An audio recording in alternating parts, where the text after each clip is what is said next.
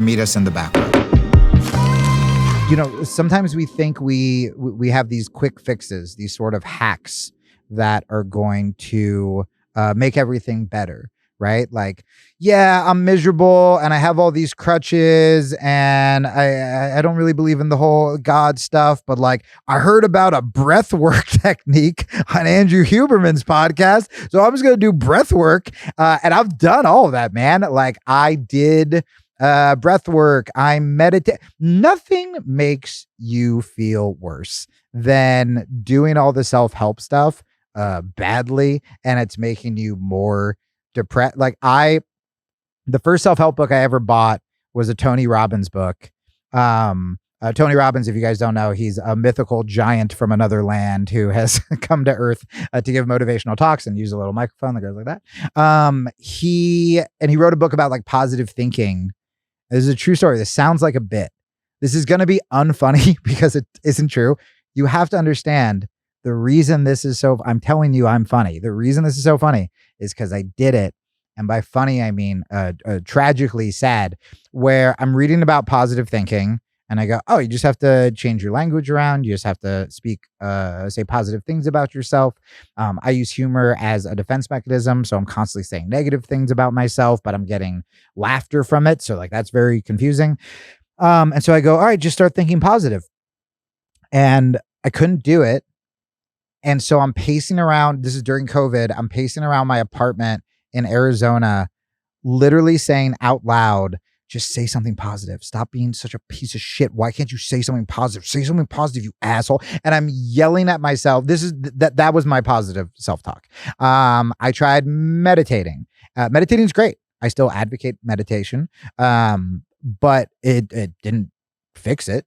I got to sit still with the bad voices in my head for 15 minutes instead of like distract myself.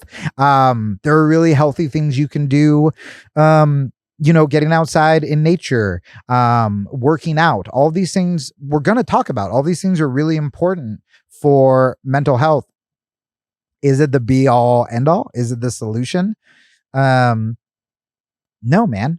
My big realization when I found Jesus was that even the good things, they're temporary. They'll fix you temporarily. Jiu-jitsu is great for mental health.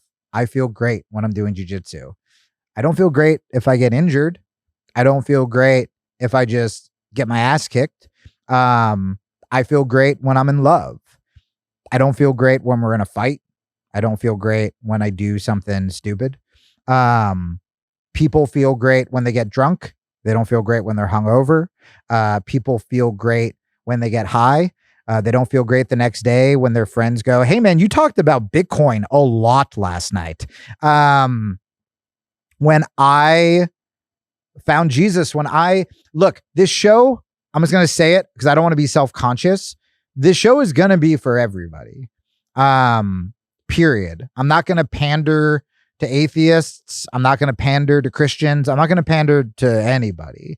There are going to be lessons that we can all get out of this. If you don't go to church, but you read about Jesus, cool guy, cool dude, a lot of love. You can't really go wrong when you try to be like Jesus. And for me, all these temporary fixes, some of them bad, right? Sex, food, drinking, some of them good, jiu-jitsu, self-help books, maybe not Tony Robbins books. I was really bad at that. They all wear off, man. And there's some kind of hangover involved in any of them. We really appreciate you guys. We want to give back to you like you give to us. Be part of the family, the Ohana, the group chat. Sign up for the newsletter, and we'll see you in the back row.